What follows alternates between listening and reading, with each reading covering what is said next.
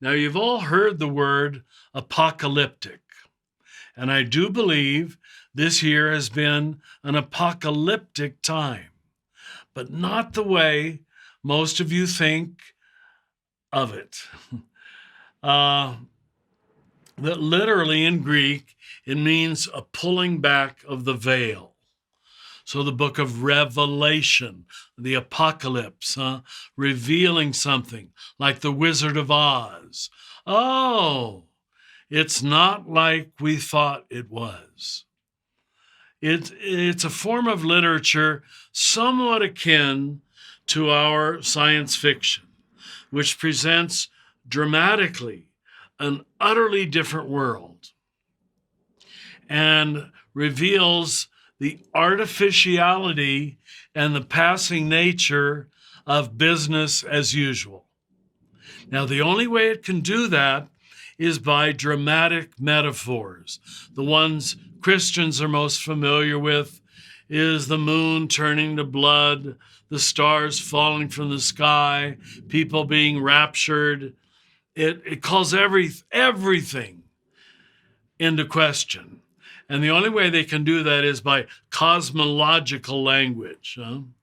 Now, the point is, and here's where most of us got it wrong, the way apocalyptic moment or apocalypse is used in common parlance is a metaphor for disastrous. Everything is terrible. That's not really its meaning. The meaning is almost the opposite. The current is revealed as passing and falling apart, so you're shocked into recognition of the possibility of a different order. So that's going to be our whole theme this year. Unveiling, pulling back the veil, and showing how good religion does that. Now, what we're stuck with is a lot of religion which isn't so good.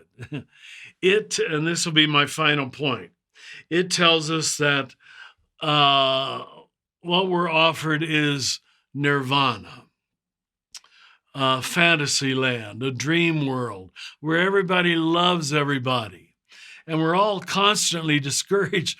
Why isn't this happening yet? I want to say as strongly as I can, I believe the gospel is not about any idealism.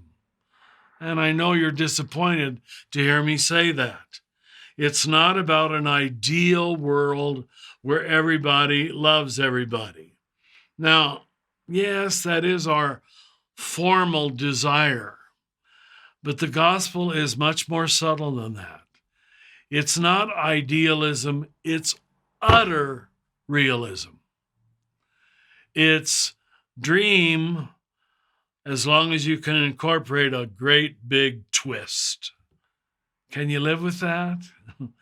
Most of us don't want to, because the twist, our word for that, is the cruciform nature of reality, is always a disappointment. The tragic sense of life, the absurd sense of everything. That's the gospel, in my opinion. Now, in one of my recent books, I call it disorder. How can you incorporate disorder inside of order? Travel with us this year, and we're going to find 100 ways of talking about that, but I hope in a way that makes sense and is really helpful. Thank you, and I mean it. Thank you for trusting me, for trusting us.